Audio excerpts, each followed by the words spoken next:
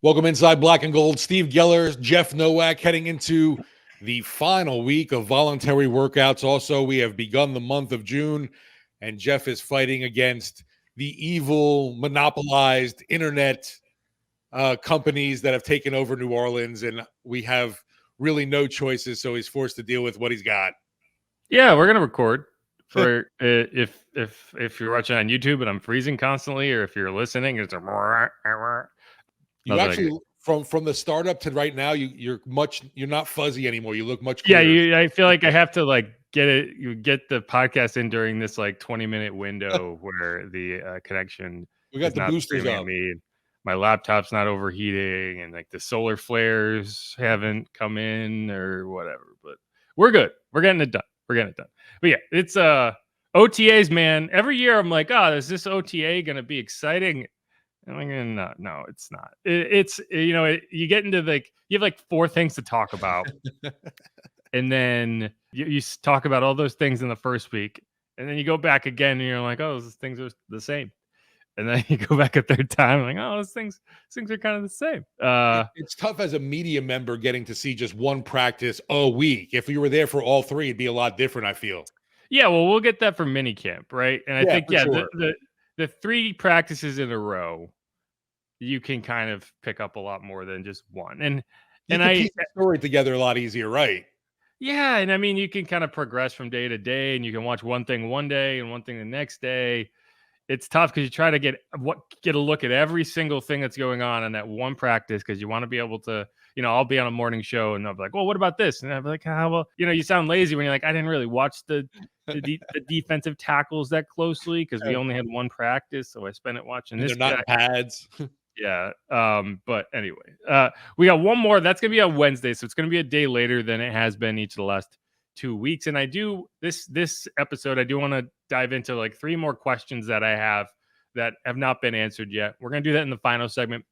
His first segment, I want to talk about big boy contracts and another one that came in today, and who on the Saints deserves the next big contract extension and whether that should come prior to the season. The second segment, I want to dive in on interviews with Jake Haener and Taysom Hill, kind of talk about what we've heard from them, what things are looking like for them this season.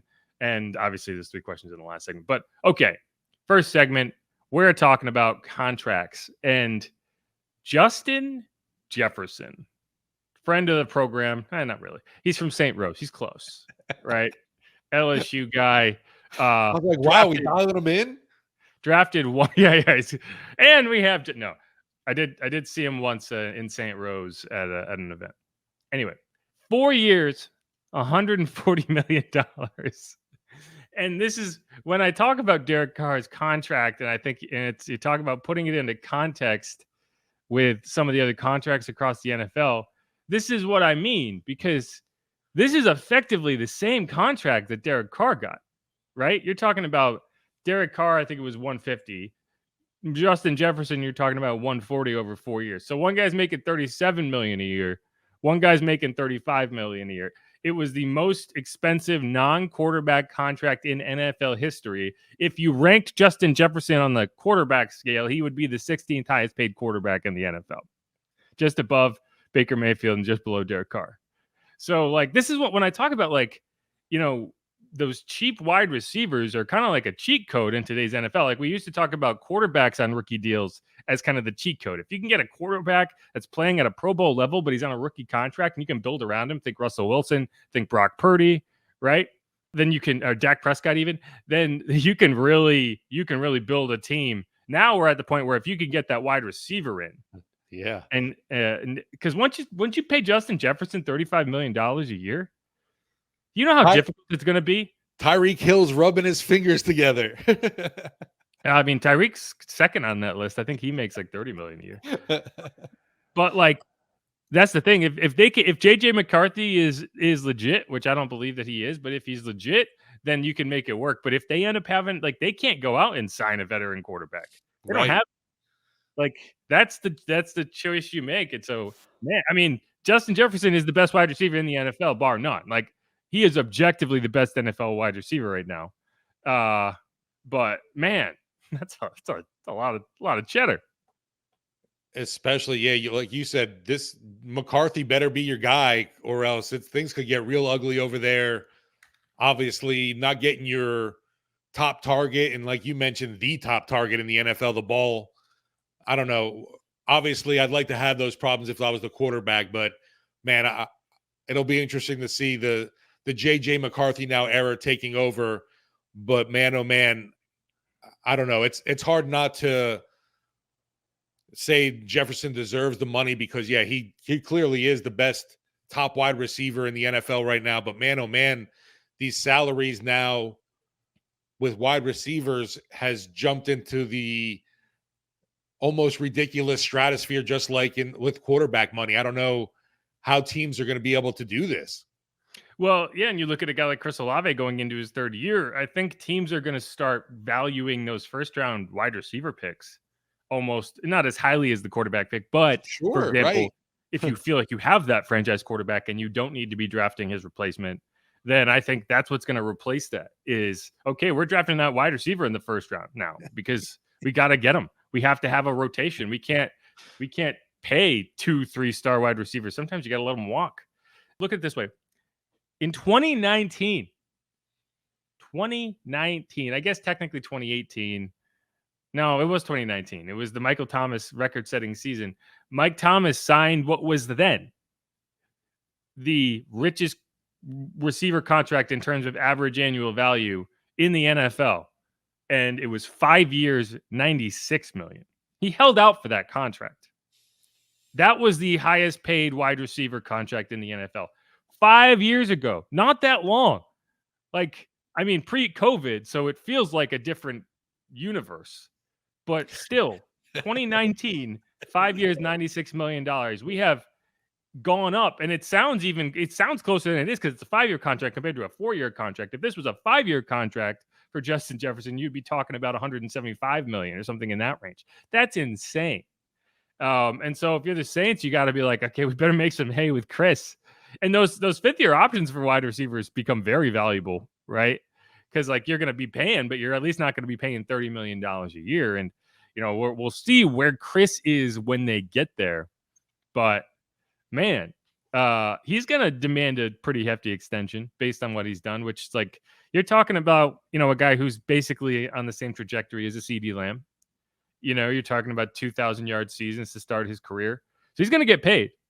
And you're going to have to figure it out. The benefit for the Saints is they actually, if we talk about Derek Carr, and the reason I kind of hedge everyone on Derek Carr is because the further down the road you get, the more affordable his deal is, right? Because you're not planning on extending Derek Carr off this deal, right? He's not a guy that you're going to be like, oh, well, now I got to pay him $45 million. No, he's on the deal he has, and you're going to stretch that out as far as possible because suddenly only paying your starting quarterback $35 million a year, $37 million a year feels like a bargain. And so, going forward from that, the next question I have is who gets the next big extension for the Saints? And the two questions on the table right now are the two guys from the 2021 draft that are in the final year of their rookie deal. Actually, 3 if you include Landon Young, but I have a feeling you're going to be able to get Landon Young back at a very reasonable number. You should re-sign Landon Young, but I don't think you're going to worry about doing that prior to, you're going to deal with that when you deal with that.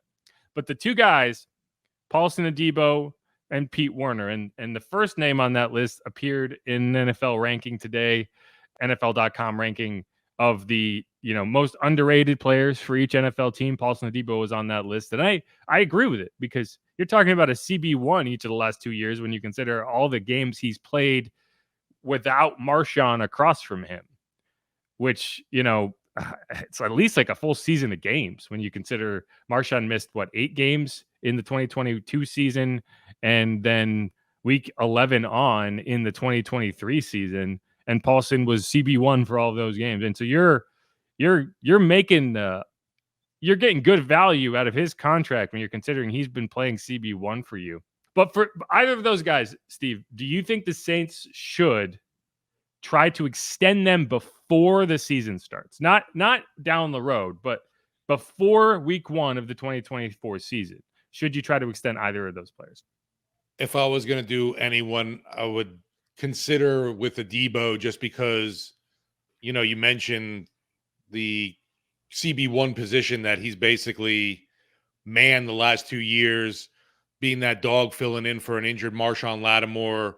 He's been pretty available. I know he's been really good with passes defense. To be nice to see more interceptions, but overall, I feel like what Adebo brings to the defense is that secondary is some nice stability, and the guy who's like with the stability, obviously a steady component that I know DA can count on. And the thing is, though, how much are you looking to extend and shell out here? I don't know if the Saints, do they typically even do that? I can't think of the last player they've extended a contract before their deal was up.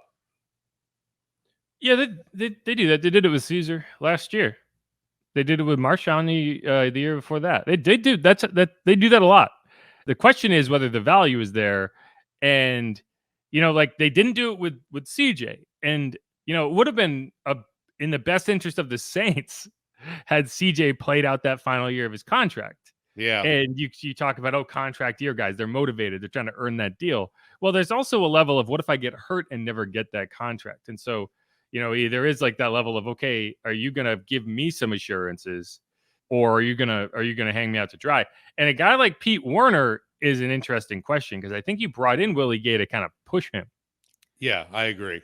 And I think he's a guy that, you felt like early in his second year that we'd get to this point and we'd be like, of course, no brainer, extend this guy, give him the money, give him that 4-year, $28 million contract that you wouldn't give Caden Ellis, right? Now, after year 3, where I think he underwhelmed, I don't know. I'm questioning that, and I'm seeing a guy that I do want to get on the field and say, hey, it's your contract year, play it out, and go from there. Carl Granderson, they extended midseason last year, right? So it's not like they're completely against giving a guy a deal in season. But I do think you don't want to be negotiating. Like you don't want that to be hanging over a guy. If you do want to extend him, you'd rather get it done in the preseason. So with a guy like Adebo, I think it comes down to what are your plans post Marshawn Lattimore, right? And are you still? I mean, they're going to say they're not shopping him. Exactly. I hate that bullshit. It's like, well, with Marshawn, they said they're not shopping Marshawn. He's going to be here. That doesn't mean anything.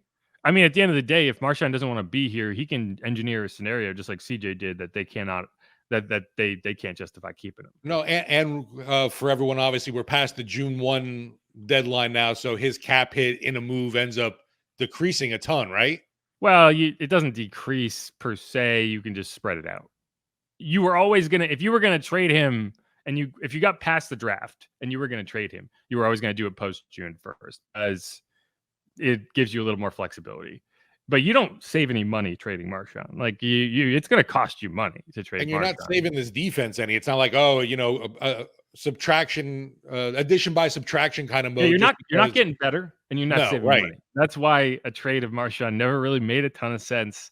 Beyond, you don't feel like this locker room can, contain him the same way you didn't feel like making it hard. He's pushing. Right. Well, the same way CJ, you didn't trade CJ because you felt like you were getting better. You didn't trade CJ because you felt like you had a better player behind him. You traded CJ because you had to. And at the end of the day, if Marshawn doesn't want to be here, he can create a scenario where he's not here. Let's just put it that way. It's not that difficult to do. And we'll see. But at the end of the day, like, I want to keep Paulson around. Question is, what do you have to pay Paulson to keep him around? And you look at the deal that the Saints paid Marshawn Lattimore on, and I don't think you're going to have to give him that deal. But I think 3 years removed, with the cornerback market climbing, I don't think you're going to get away with much less than that either. And you're talking about 5 years, $97 million. That was about $18 million a year, give or take. They've restructured it a couple times, so the numbers are all wonky now. I think you would end up having to pay Paulson something in the range of like $345, like $15 million a year, maybe, if you're committed to him being your CB1, because that's reasonable if you're saying, okay, this time next year, we're going to be anticipating that Paulson Adebo is going to be at the top of that depth chart. And we can justify $15 million a year to our number one corner. Can you justify that for your number two corner? I don't know. But if anyone's getting that extension this year, it's going to be Paulson, in my opinion. I don't see anyone else that would make a ton of sense. No, you start thinking of, some of the young guys on this squad, and obviously the next one to me is going to be like a Chris Olave. Obviously, you mentioned with the wide receiver market being, and the ridiculous stratosphere now, you would try to lock up what I would consider, I don't know, a top 15, top 20 wide receiver in the NFL at least. I mean, statistically, no. But he's close to it, right? Like you're looking at a guy who you expect to continue to elevate.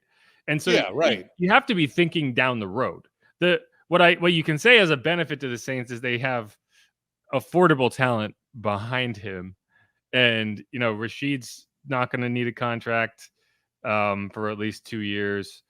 Anyone else isn't going to need a contract for a while. You wouldn't mind. I wouldn't mind bringing in a veteran to fill that room out. But I kind of if I'm building a roster, I'm kind of earmarking a budget at every position, right? And how much I can afford to pay my star at this position. Like, I don't think teams just throw that money around. Like, well, this is what we have to pay to keep him. So we're going to, it's like, this is how much you can justify paying your star wide receivers. How much you can justify paying your star defensive end, quarterback, etc. As long as you keep yourself within those numbers, I think you're okay. And that's what makes this exploding wide receiver market so difficult to manage. Is like suddenly you're blowing out that budget. Like whatever, like the Saints have a bargain bin wide receiver room right now, even with Michael Thomas counting a significant amount against the cap. Right. Like, think about that. Like, they're paying Chris Olave on a first round salary, but beyond that, who are they paying?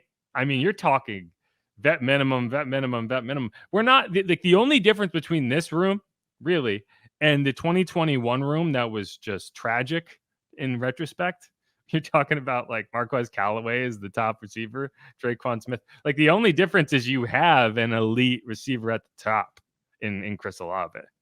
Like, that's the and then obviously you feel good about Rashid, but back then you felt good about some of those guys. Like, so you wouldn't put him though right now in the 15 to 20 range? Chris? Yeah. I'd have to. I mean, it's tough for me to sit here and say. I think he's probably closer to 20.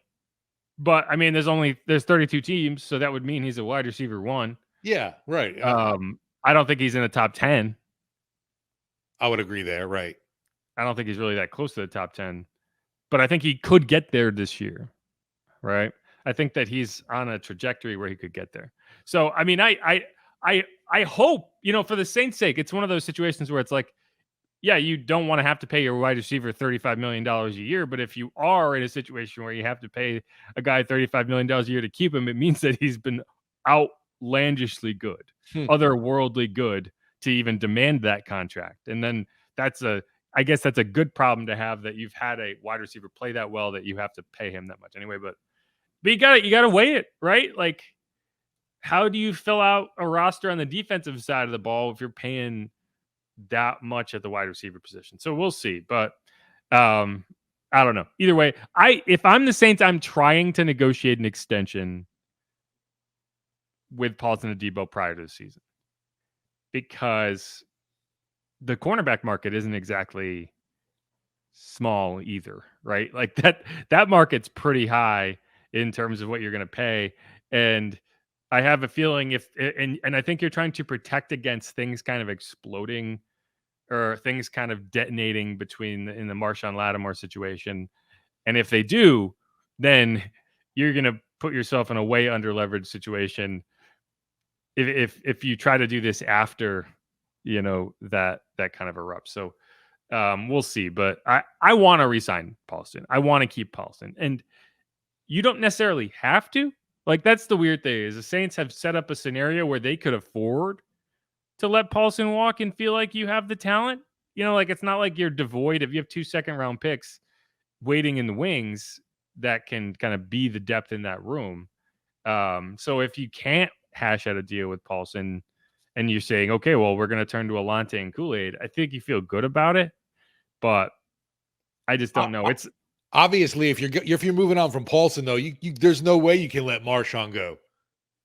Well, there's no way you're trading Marshawn. No, right? Yeah. So yeah, I mean, I think that's kind of the decision. You can keep both. I think you can find a way to pay both next year or this year into next year. But yeah, I don't think that I think you have it right. I think if you're gonna trade Marshawn, then you have to extend Paulson, right? Like if you're in a situation where you don't feel like you're keeping Marshawn around, then you have to go extend Paulson. If you aren't trading Marshawn, then I think then that's a decision you have to make. I'd still lean on the side of yes, you're extending him because he's still early in his prime, and cornerbacks are tough to find. Like game proven cornerbacks are tough to find. And he is that. He's played in a ton of games. I mean, he started 17 games his rookie season. So I want to keep that guy around. But it always just seems to be a good fit with what Dennis Allen wants to do, and it's that's one thing I'll say. The Saints have typically done well in the corner area, whether it's draft, undrafted guys. I don't know. I trust DA's eye for sure with the secondary. Well, that was the last thing I was going to say. Is the other element in play here is, yeah, he works for DA, but what if next year DA doesn't work for you? I hear you, right? And I think if you're weighing a big money extension and your justification is, well, DA likes him, and then you go into this season, you're like, right? I hear you. I do think that kind of, and I don't think the GM is. I don't think Mickey's looking at it like, oh, we're going to make decisions based on we might fire the coach next year, but I do think that it's got to be at least some part of the consideration of like, we don't have to extend him. Why don't we see how this plays out for a couple weeks? So it might be another scenario where, like Carl Granderson, you get it mid season, you see an extension, and right, you kind of reward the guy for coming out and playing real hard in that early stage of a contract year. I don't know, but it's going to be something like that's going to be a conversation we have throughout camp, and it's going to be part of the Marshawn conversation, but it's also going to be independent of the Marshawn conversation. So I did want to talk about it now. Hopefully he's there on Wednesday, so we can talk about that. Yeah, because we never got an excuse of at least why he wasn't present for the second week. To be fair, we didn't ask. Right. That's something that I think it's this kind of give and take of like, you can't just go down the list during a press conference and be like, so why wasn't he here? How about him? How about him? How about him? How about him? Like the coach can know real fast. So like we didn't ask about Tano the first week, but we asked about Tano the second week because it was like 2 weeks in a row seems weird for Tano, and then it turns out it was a thing.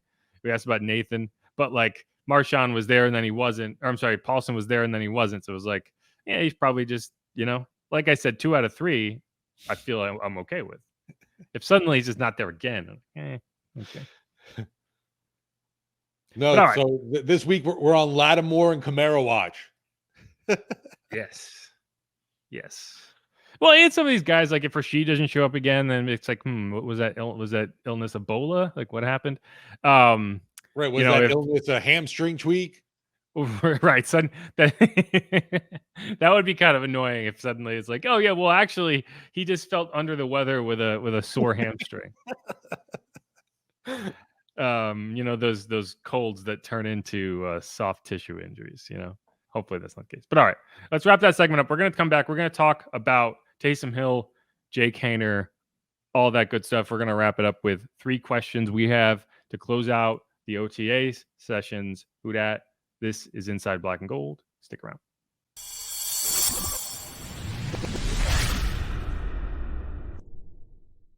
And we're back on Inside Black and Gold. I'm Jeff Nowak. He is Steve Geller. This segment, I did want to talk about 2 quarterbacks. One who probably won't play, but is definitely a quarterback.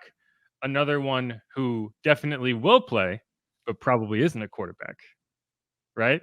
And that's Jake Haener and Taysom Hill. When I say won't play for Jake, it's because he's at best going to be the backup. And I saw someone on Twitter be like, why do you keep talking about Jake Haener and Spencer Rattler as, quote, backup black? Because they're backup, because they're competing to be backups. They're competing to prove they can be a backup in the NFL.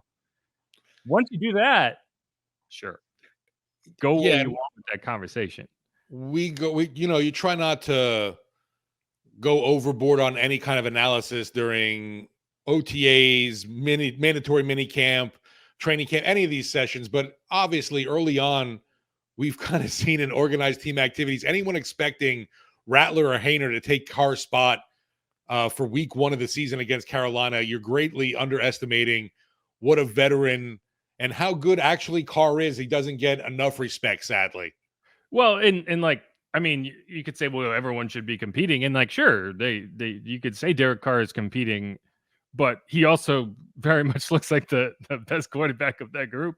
Absolutely. So if it was a competition, he would be winning it.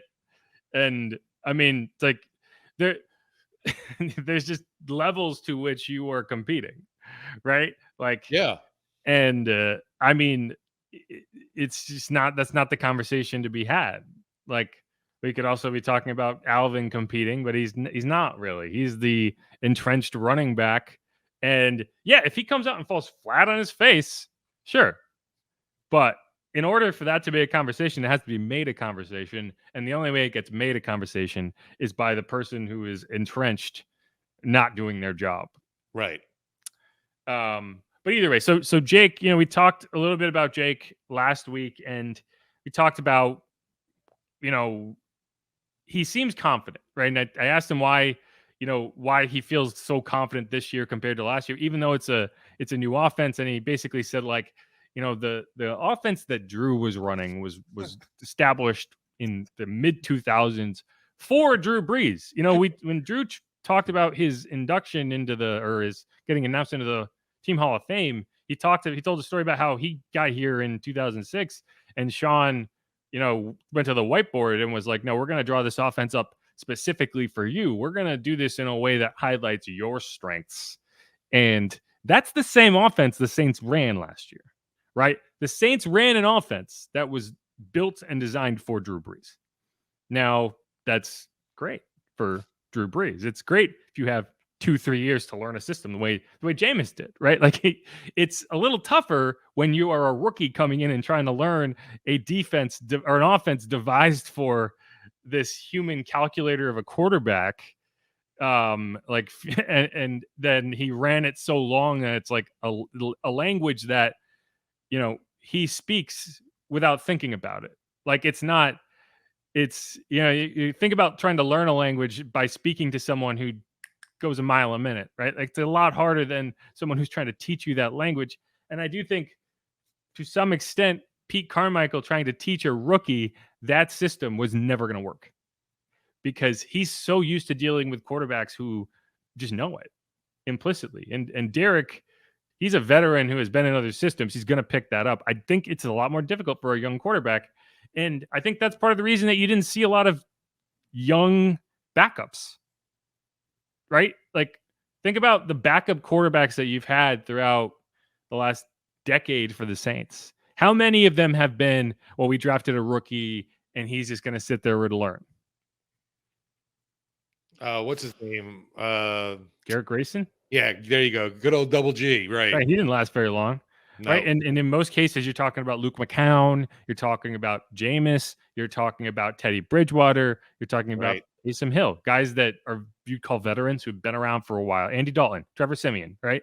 Like, there's a reason you went with those guys. And so I think that one of the reasons you're seeing Jake kind of thrive early on is this system is just built and designed to be understood. And it's quicker. The play calls are simpler. The concepts are simpler. They're faster.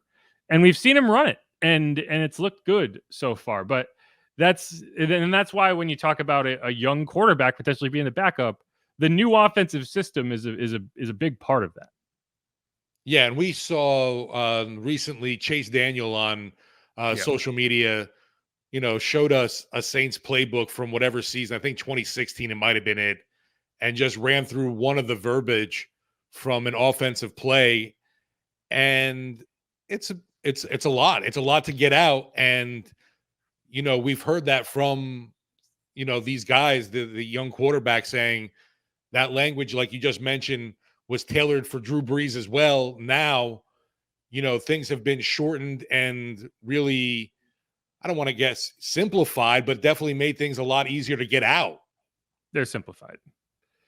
And that's not, I mean, there's a difference between simplifying something and dumbing it down, right? Like those are not the same thing. Like you can dumb something down by simplifying it, but simplifying something doesn't necessarily dumb it down.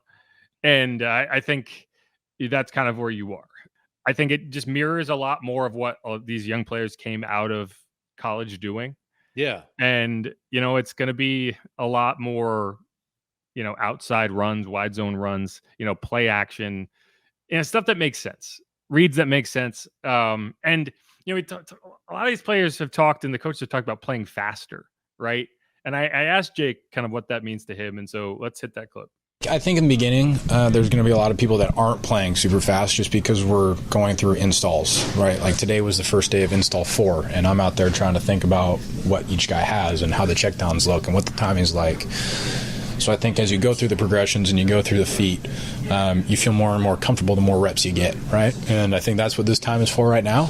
I think it's been very beneficial for us, but you play faster by not thinking. And when the offense makes sense to you and you're clicking on all cylinders, you're just going through the footwork, you're going through the timing because you've done it 1,000 times. We hear that a lot, right? Like going out and thinking too much. Like you one of the critiques you'll make of players in any sport is you're like, you look at him and it's clear he's thinking out there. Like he's overthinking, he's aiming, in basketball, like it's not just coming naturally and coming smoothly. And part of that is I don't know what I'm doing. Like I'm not ingrained in this system enough to understand it. And I do think that's what you've seen. Now, the other element of what I think we've seen with Jake is he didn't play last year really. So he didn't really need to take time off this offseason to rehab the way like a Derek Carr did, right? Like Derek Carr finished the season, and any quarterback finishes a 17-game season, their body is in shambles. I don't care who you are. Like you need to take time off. Well, Jake, for the first time in, I don't know how, he didn't throw a pass in the regular season. He played in the preseason, and that was it. And his last preseason game was not exactly a great experience, right? He played well in his first 2, not so well in his second 2. Well, so I think he said he took 2 weeks and didn't throw a ball just to kind of reset. Then he went down to Tampa, worked with John Gruden. It was like 5 to 6 training sessions a week in terms of physical training, weightlifting, and then he would go into a room with John and they would do film study for like 90 minutes. It was a group of several quarterbacks. One of them was Dak Prescott. So it's like, this is kind of a, it's not just, just a random group of people, right? And then they would go on the field 2 or 3 times a week, and they would kind of put that film study into action. And the player you see on the field, it looks like a guy who spent the offseason doing that kind of work. He's got a mustache now. I don't know if that means anything to you, but solid. It's good. It plays. The mustache plays. I don't know. I think Haener too, obviously, when you get a quarterback drafted the year after you were selected, it does put a little bit of extra pressure on you going, well, shit, I got to do my job, or they got someone right behind me ready to take the number 2 job. Well, I mean, I think there is an element of like, okay, how do you react to that? Like what does that kind of, how does it push you? Yeah. Like what does that engender? Like where does the emotion come from that? And is it helpful, or do you end up feeling like, well, they don't want me, so why would I put in that extra effort when they're just going to kick me to the curb anyway? And I asked Jake about that as well, and here's what he said. I mean, I'm going to be as prepared as I can.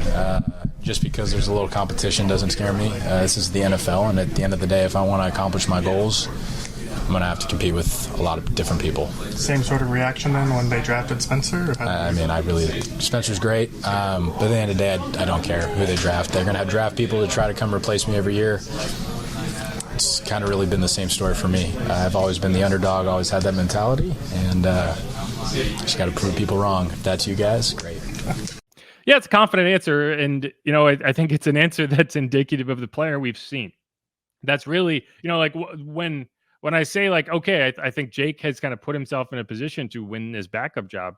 It's mainly because of that, because he's a guy who's come out and run this offense confidently. He's made mistakes, but he's had to rehuddle. They've had to do some of these things again. They haven't all been perfect throws, but you can see kind of that confidence growing and growing. And I don't know. I appreciate what I've seen from him.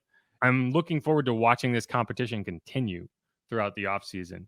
But I just think, the approach you're getting from a young player in Jake is what I'd like to see from Spencer as we go forward. It's kind of where I'm at with it. Because, this time last year, and we talk about how this is an easier system to learn. This time last year, I think you would say Jake was ahead of where Spencer is now. And that's fine. Like that's not to say like Spencer can't get the job done, but I think it is an accolade for Jake. And I'm spent this whole time like glazing Jake, and I just think that we're gonna get further in this process, and people are gonna start to understand why this is significant. I think for Rattler right now, it's definitely all about being overhyped. At least that's what it seems to me. And overhyped in like his demeanor, not the fact that he's an overhyped talent. It's just, I think he's coming into these practices way too amped up. He's got to kind of ease back into things a little. We've seen him throw high a lot. To me, that's someone that's over anxious and maybe, sailing balls because he's putting way too much behind it. I'm interested, obviously, another week of OTAs with these voluntary workouts, see if he settles in it all. And then obviously the mandatory mini camp that's going to be coming up will be a huge gauge too as you get ready for training camp. But it's fun to see at least a QB battle, something that we really haven't watched that for me for the longest time with the Saints. I can't remember, I came in on the Drew Brees start of that era, and there was really nobody ever challenging him, obviously. Well, I mean, I would say for the backup job, we haven't seen a competition. We did see Jameis and Taysom Hill competing for the starting job a couple of years ago. Right, and that Jameis, was, of interest, obviously, yeah. Right, and that that's a good segue into, Taysom Hill, which we're talking about a 34-year-old Taysom Hill, which, Derek Carr's also 34. Jake talked about, it's like, Derek's getting old. He's 34. And I'm just like, man, that's ancient. It happens to be the age I am currently. And it's just kind of funny to talk. It's like, he's past his prime. Like, yeah, I'm all downhill from here. Feel great, right? I'm not in the downswing. But Taysom, I think Taysom's gotten to a point in his career where it's like, okay, the starting quarterback dream is dead, right? And there might be situations where you need him to start again. It's not outside of the realm of possibility that he gets starts in the NFL just like he did previously. But I just don't think that at this point anyone is going to seriously kind of consider him to be the starting quarterback option for a team. And that's got to be frustrating for a guy. And I just feel like Saints fans should appreciate that he came into this league wanting to be a starting quarterback. Throughout the first several seasons with the Saints, Sean Payton kept that dream alive, right? Like whether he really believed it or not, he's comparing him to Steve Young. He's doing all of these things that create a idea that, Taysom might be the starting quarterback someday. Then when there's an opportunity for it to happen, like you're going to compete with Jameis. You brought in Jameis, you brought in Teddy. You constantly brought in people who were going to be ahead of him in that line. And he didn't win that quarterback competition. And his role just became Taysom. And I just think like people should appreciate how that situation unfolded, because not everyone would take that in stride. And who knows, maybe on the behind the scenes, Taysom was, raging against it. I don't know. All I know is you never saw it.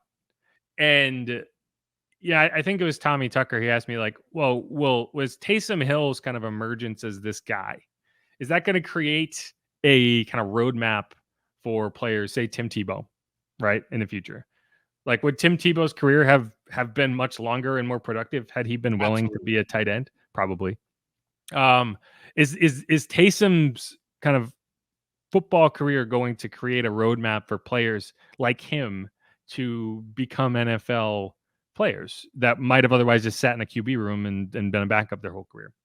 And I genuinely don't think it will, for a couple reasons. One, teams would have to be committed to giving that player the ball and creating scenarios where your quarterback comes off the field and all this. And it's already difficult to get to that point. The reason the Saints did it is because they wanted to keep Taysom around, and they did have that kind of pie in the sky idea. Maybe he can be the starting quarterback someday. So they found ways to incorporate him, which not every team would be willing to do. Second, you would have to have that player commit to that, be willing to do it, but also physically be able to do it, which those three things are going to be tough to find. The team commitment, the player commitment, and then the player ability.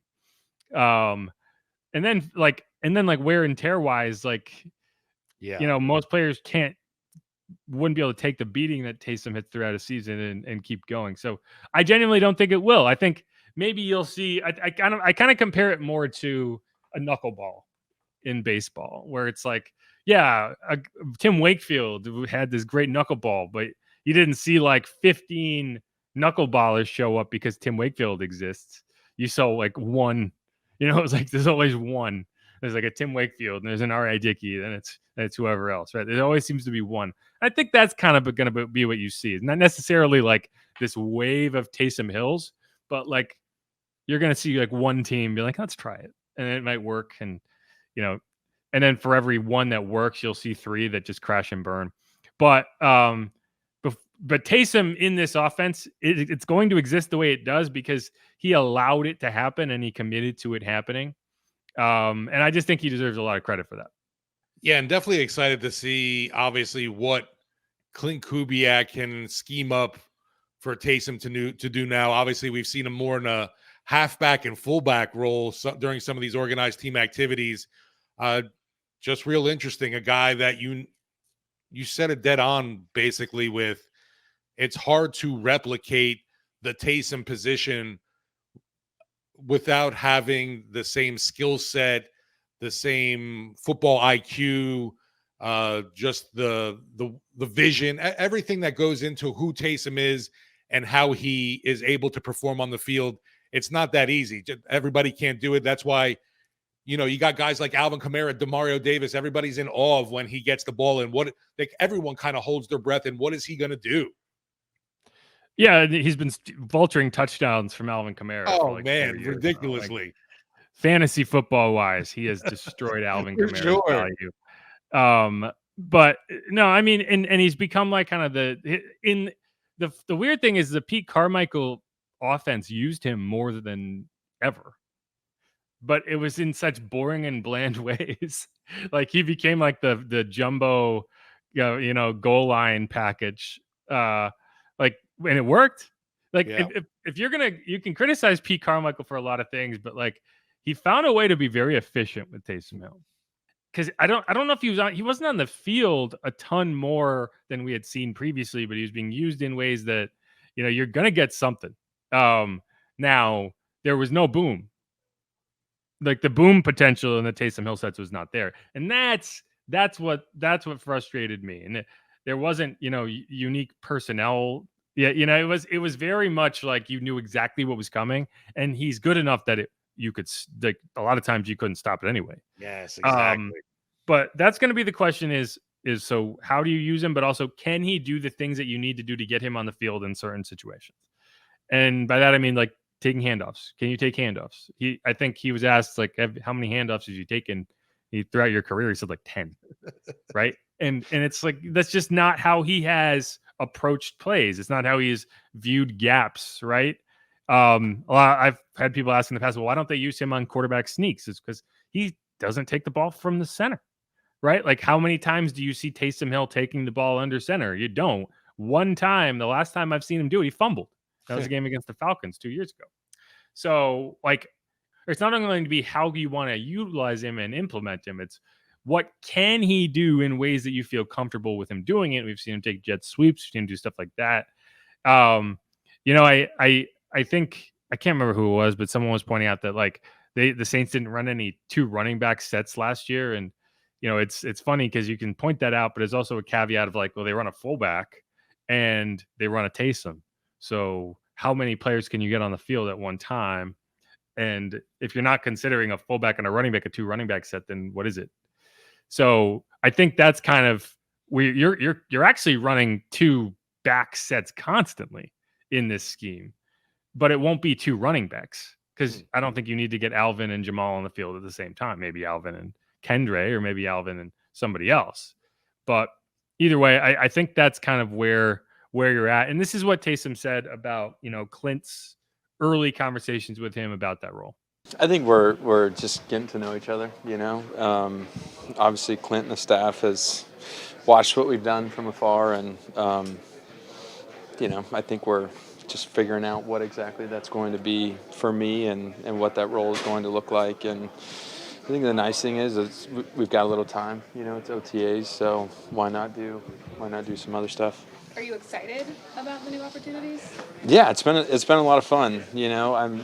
It's weird to say after 7 years of doing what I've been doing that I'm being asked to do things that I've never done before. But I think that is exciting.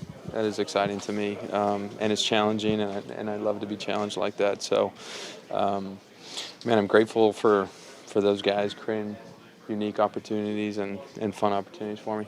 How many times do you put your hand in the dirt and see moving in the backfield? It's funny. I haven't had to practice my 3-point stance for a little while, so I've been doing the tight end stuff. So that's a little more natural than you would expect, but certainly haven't done it out of the backfield like that. I know you said it's early. Is it a little difficult? A lot of moving pieces for you early on, just trying to learn that offense? Yeah, there's a lot to learn.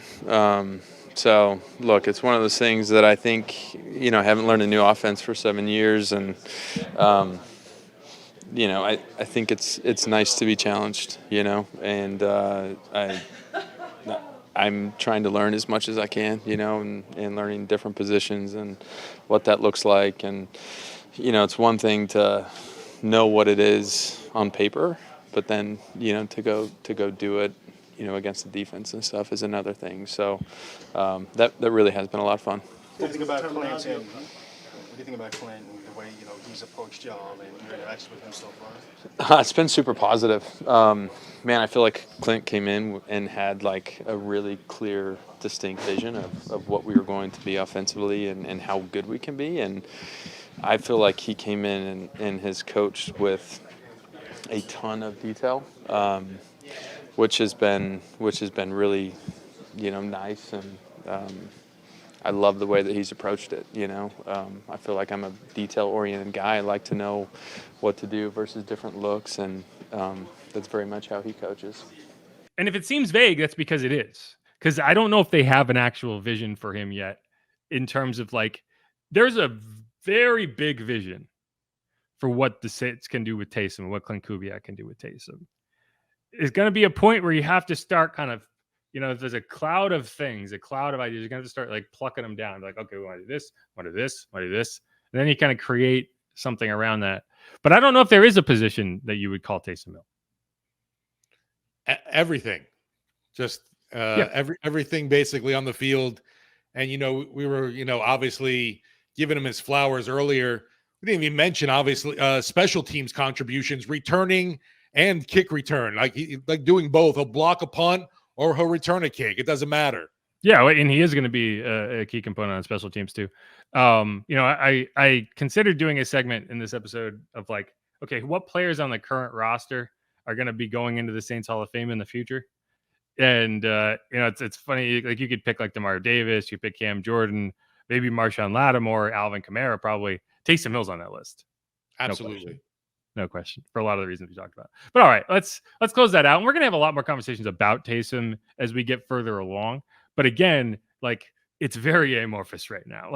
You could say, oh, he's going to be used like Kyle Juszczyk. I think so. But I think there's also going to be a lot that you combine with other ideas in that. I'd like to see him throw passes. I'd like to see double passes. Remember the double pass? They did it in week 1 against the Bucs in 2020. They've not done it since. I got a feeling things could get a little kooky this year. Obviously, you're not running those damn plays every game, but yeah, you could see some interesting little hiccups in this offense. Why not? Yeah.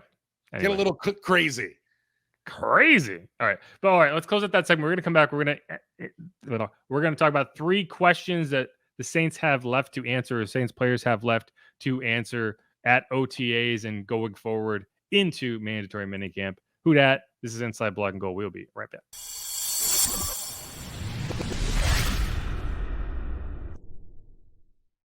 And we're back on Inside Black and Gold. I am Jeff Nowak. He's Steve Geller. You can follow me on Twitter at Jeff_Nowak. You can follow Steve at Steve Geller WWL. You can follow the show at Saints_pod.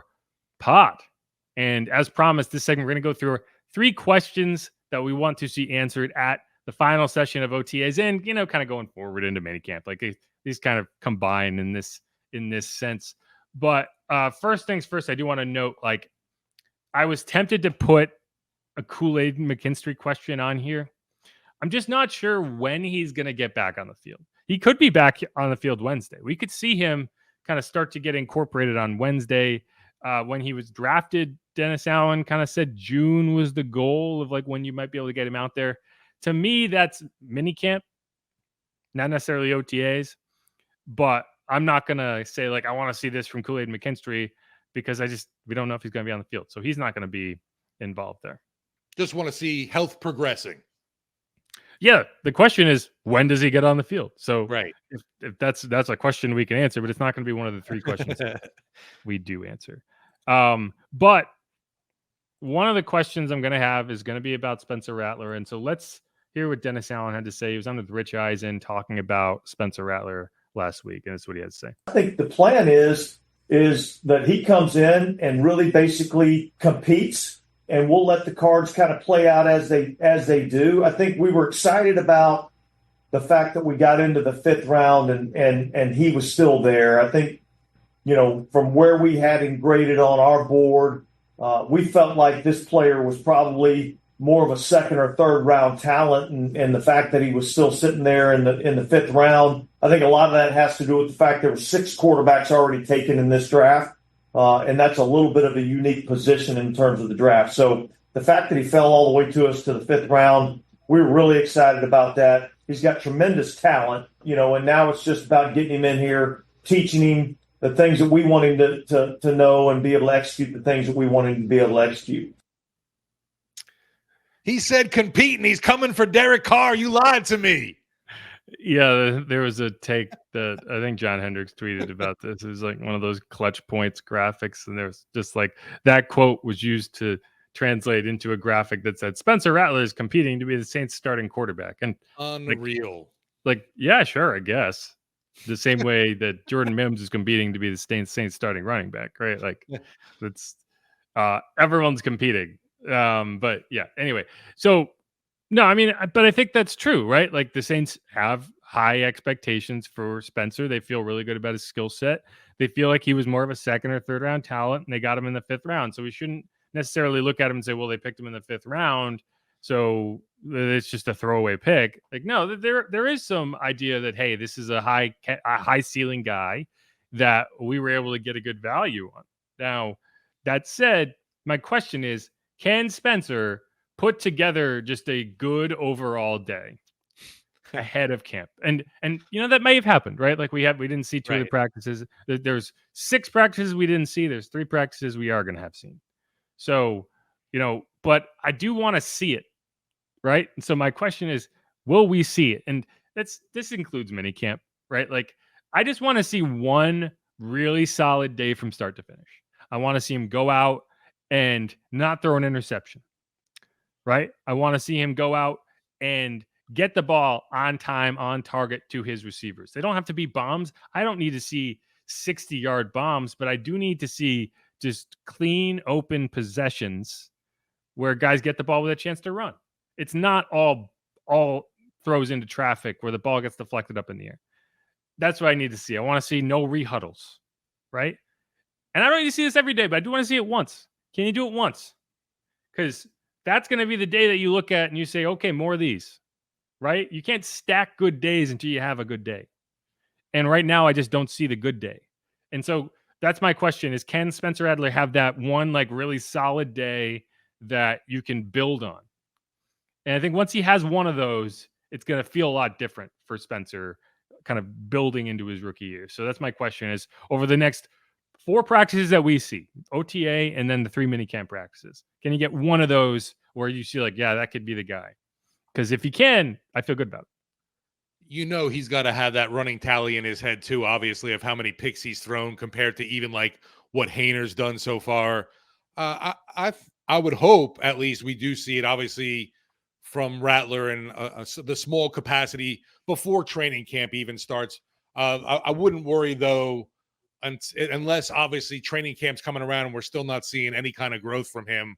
But I got a feeling that, like I said, to me, he's been coming out with amped up too much and kind of just needs to sit back and ease a little bit into it and not be so overhyped. Yeah, and I think like at this point you do have a good number of practices under your belt, so you should start to see some of those corrections. Yeah, in real time, right? That. So between rookie minicamp, you had 3 practices, first 2 OTA sessions. You're talking 6 practices. So by the time we see him again, that will be his 11th practice, and you want to see the progression, right? So you'll see the 11th, then we won't see the 12th, but then we will see the 13th, 14th, and 15th. So that's my question: is out of those 3 days, can you give me one really strong day from start to finish? That's my question. Next question, and this is one of those loaded questions, but will Alvin or Marshawn show for the final OTA session? Dun, dun, dun. And I've said previously, like, I'm not as vehemently against guys skipping these OTA workouts. For a lot of the veterans, I feel like if you get to 1, I'm fine with it. I'd prefer if you were there for all 3. 2 out of 3 feels more reasonable, but 1 out of 3 feels like the minimum. And this last one feels like the obvious one because you have to be here next week anyway. And so I hope that I'd hope that both show up. But you're not really expecting Marshawn though, right? Because I'm not. I can't remember if he was there for the 3rd one last year. I really can't. I know Alvin. I believe Alvin was there for the 3rd one last year, or Mike Thomas showed up for the 3rd one. I can't recall. I'd have to go back and check. But right. I mean, I don't expect to see Marshawn, and I also don't really feel like you need to see Marshawn. Like it's all very much about talking about stuff this time of year and like, oh, what can you get upset about? What's a talking point? And it's like, well, Marshawn's not here. You did hear Marshawn hates New Orleans. That's like the narrative, basically. I don't know. He's from Ohio. He's probably in Ohio. I did hear DeMario kind of be pretty vocal about like, hey, if you're trying to catch up to the Chiefs, you right? Yeah. I still haven't gone back and checked to see if the Chiefs had any absences, but so we'll see. It would be great to see them. Would it change a ton? No. But I do think that for Alvin specifically, a guy who has talked about commitment in the past, and you're talking about an offense that if this comes out and looks, sludgy, like you need to spray some WD-40 on it over the first couple weeks of the season, then missing these workouts is going to really stand out. Now, if the offense comes out and Alvin looks great and everyone else looks bad, why do we do these workouts anyway? But I just think from a team leadership perspective, and Alvin should feel like a team leader because I think you have to be. You're one of the few guys. You've been here longer than anybody, right? I mean, it's like Alvin, Taysom, and who else on offense? Eric McCoy, Cesar Ruiz have been here for a little while. Otherwise, that's pretty much it. So you have to be a team leader. I don't see how you can't be. So we'll see. But I'm hopeful that we see one of them, if not both. I would expect more Alvin Kamara being present than I do Lattimore. And that's just, I really believe that Marshawn kind of thinks like, I don't need this. I'll be good when it's time to be good. You know what I mean? And he's right. I mean, let's be real. Like, he's right. He'll be fine. We won't, week 3, no one's gonna be talking about OTAs, Correct. right? He's been in this defense since 2017. Like, he knows how it works. Right. What you gonna tell me in OTAs with no pads on right now? Yeah, it's purely an appearances thing, and we'll see. But that's going to be the question, because it's always the question at OTAs is who shows up, who doesn't. But I do think this third one, it's like if I felt stronger about any of them, it would be this third one. I think your attendance should be the highest for this third one, because it's basically just, I look at it as kind of like a 2-week camp. Yeah. And you're not committing that. Well, you get a month off after next week, right? Well, maybe they're like, man, shoot, this is the last voluntary week. I gotta definitely be there next week, so I'm gonna kick back still a little. Yeah, I gotta go get to like Carowinds or something, ride a roller coaster. Exactly. When will I have the chance to do this again? But all right, okay. My last question for this OTA session and minicamp for that matter: which depth wide receiver becomes the hype train player of this year? Because there's always one. There's always at least one like runaway hype train guy, whether it's Emmanuel Butler. Last year it was Shaq Davis, who's on the Eagles now and is getting made fun of for his route running. I don't know why. Twitter's just mean to people. But who's it going to be? There's always one. Yeah, I remember one year it was like, oh, Jalen McClaskey looks really good. To me, I don't know. I feel like people are going to get. It's funny because a lot of times it's the people that folks see at training camp. So we might not even be able to answer this question right now. But I have a feeling people are going to see Kyle Sheets making like kind of crazy leaping catches. Kirk Merritt, I would classify as kind of one of those hype train guys. Everyone fell in love with Kirk Merritt, and then he turned into a running back. Where is he now? Do you know? I think he's in the UFL. Okay. Good old Kirk Merritt. I think Kyle Sheets is going to be a guy. Oh, Jermaine Jackson is another option. Yeah. Who would you say? Who would be your guess? And the rookie doesn't count. You can't pick the rookie. No, I was definitely leaning towards Jermaine, but I'm worried about the dude's size. I'm interested to see if that all speed is going to really make that much of a difference, or can he make a difference being so little on the field? And it's just wild to see him at number 80, considering Jimmy Graham was this mammoth of a guy in the same jersey. Yeah, they definitely didn't just take Jimmy Graham's name off the jersey and put Jackson on the back. Like, those are different jerseys. But I see a lot of comments on YouTube after I post the clips of like the action from the OTA practices, and like at least 3 or 4 times I was like, oh, who's number 80? He looks fast. And I'm like, yes, right. That's Jermaine Jackson. He's 5'9". He better be fast because you don't want to be taking hits. The other one at wide receiver, I'm just wondering where the heck you are, is Stanley Morgan. That's a good question. And no one's talking. If he's not there this week, we're gonna have to ask Dennis Allen about it. Because it's like, all right, you missed 1, you missed 2, but now it's like, shoot, where the hell is Stanley Morgan up to? It's funny because he's never been here before. Yeah. So like you ask about Tano, because it's just like you'd be like, where he should be here. He's typically here, so it's kind of strange that he's not. No one's like, oh, where's Stanley, the guy that we all know and love? Right. Like, it would just be it's just weird to kind of bring up a guy that you've never even seen. He just gets a free pass for no attendance. We don't care about him. But it is strange. Like, you guys start to wonder if he's dealing with an injury, right? Because he's from here, right? You'd think he'd want to be here. So I don't know. That is a strange one. I don't think he's going to be the hype train wide receiver, but he is a special teams guy. Cedric Wilson, I don't think is going to be that guy. And it's not fair. I think, like you mentioned, you can't name the rookie or anything, but man, I'm expecting the A.T. Perry hype to become large come training camp. I just think he's going to be one of those dudes that, suddenly making contested catches and everyone's going to be turning heads and taking pictures. Yeah, A.T. Perry, I feel like people were kind of on the hype train for last year. Yeah, that's true. He's kind of been under the radar this year, and he hasn't really been super involved. But I don't think it's a problem. Like, I don't think that it's something to be concerned about. I feel good about where A.T. Perry is, and we'll see. I think it's just been more like, there's a lot of UDFAs, a lot of young players in that mix right now, and you'll start to pare it down as you get into training camp. But I just think Kyle Sheets is a guy that we're going to end up seeing highlights of, especially once they start doing one-on-ones, because they haven't done any one-on-ones yet, at least not from what we've seen. And you're going to see this guy go out there on one-on-ones and start mossing people because that's what he does. That is his skill set. He's going to go up and make these catches. Now, I don't think he's going to do that in games. But you don't know. But he might. Yeah, right.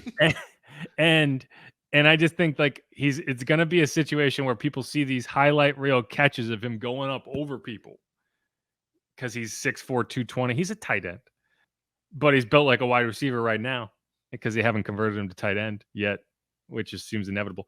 But he's my pick. I think that he's gonna make a few catches that everyone's like, oh my God, Kyle Sheets. Where's Slippery Rock?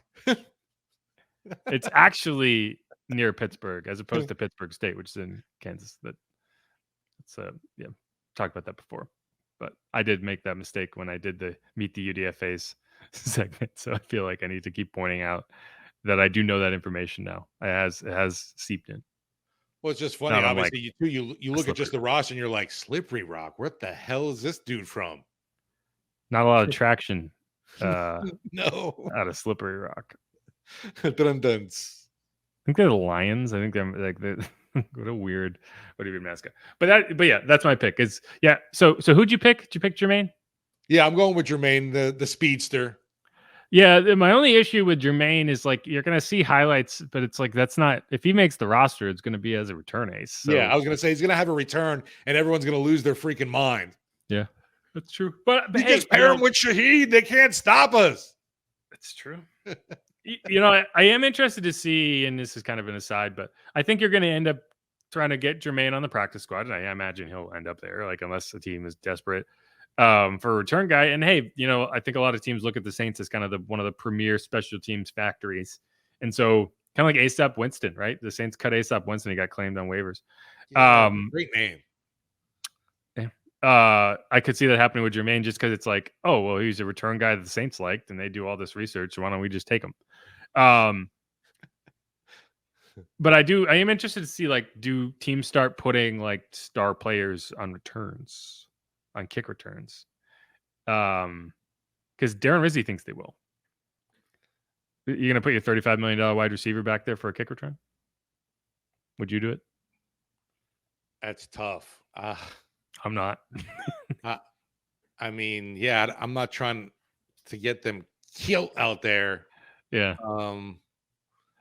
But yeah, I'm interested to see obviously how this all shakes out this season. Just overall, because everyone keeps hyping up more returns. It's going to be better for the game. We shall see. Prove it to me first. Yeah, we're getting closer and closer to all of this becoming real, because it's going to be real weird. The first couple preseason games are like, what the hell is happening? What are we watching? Yeah. And we'll find out. The funny thing is the UFL doesn't actually do that. They kept the original kickoff rule. The XFL, which is one of the leagues that went into the UFL and is where this kickoff kind of was implemented from, did do it. But then The Rock took over the UFL and he's like, nah, we're going with the regular kickoffs. I don't think it was really his decision, but yeah. So it's like we can't even watch the UFL games and be like, oh, this is what's happening. Nope. Right. A whole new experiment that the NFL will be the, I guess, guinea pig of. It'd be funny as hell if it just goes terribly and they just get rid of it after 1 year. And we do all of this and everyone changes all their, plans and it's gone. I kind of feel like they'll get to a point where teams with really strong kickoff legs are just like not worth it. Boom. Just take it at the 30, and we'll move on. That's what I'm imagining too. So that's how I'm curious to see. Oh, there's going to be so many more returns. Okay, we'll see. Well, there will be until like a team is just like, we can't block this. We're bad. We're bad at it. Like, and they're like, oh, we're better off kicking it out of the end zone. And enjoy. I'm Enjoy excited the for 40 yard Rizzy, man, because he's just a fun coach to watch too, and I think he's going to be extra animated this year. That's true. That's true. But all right, let's wrap that up. This is Inside Black and Gold. I'm Jeff Nowak. He is Steve Geller. Thanks everyone for listening all the way to the end. Again, good stuff. Surviving. We'll be back. I think we'll record on Thursday morning after the final OTA session, and then we'll kind of get you the highlights from that, and then we'll have mini camp, and then we'll have a whole lot of nothing. So we'll have to come up with some ideas. Maybe we will do a segment on which Saints players should get into the Team Hall of Fame, because I think we'll be scraping the bottom of the barrel at that point. Man, I've had a little discussion with folks about the list, and there's a few folks that I feel need to be in, and a lot of pushback on some of the mentions. Like, even I'll just throw out there like a Tracy Porter, just because to me he has one of the all-time iconic plays in team history. Yeah, but what did he do beside that? He picked off Favre, and then he picked off. No, I Manning. understand that. Like, yeah, that one Super Bowl run. But what did he do other than that? I don't know. Like, you hear, can you tell the story of baseball or football or whatever when you talk about Hall of Fames? Can you tell the story of the Saints without Tracy Porter? To me, it's a no. I mean, he played here for 4 years. Anyway, this is a conversation we can have during that other episode. We don't need to do it here. All right. Thanks, everyone, for listening. Who dat? Go Saints. Be easy, y'all. Take care, Who Dats.